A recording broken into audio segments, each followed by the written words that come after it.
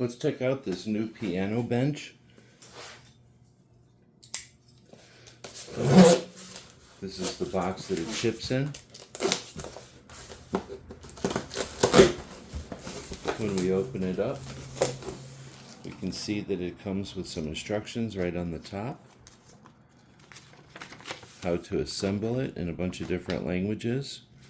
Looks like there's really just 4 basic steps to assembly.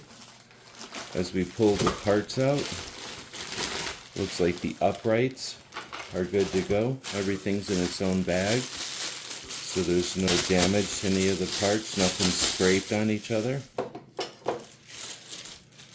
There's the section there, and then we have the top section. Let's go ahead and assemble it.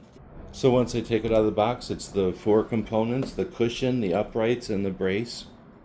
All the hardware and even the tools are included. So very easy to assemble, a very strong and solid design. It's adjustable here, so you can adjust the height. There's a strong cross member here. Everything's welded nicely and coated. Looks great. Good support for the piano.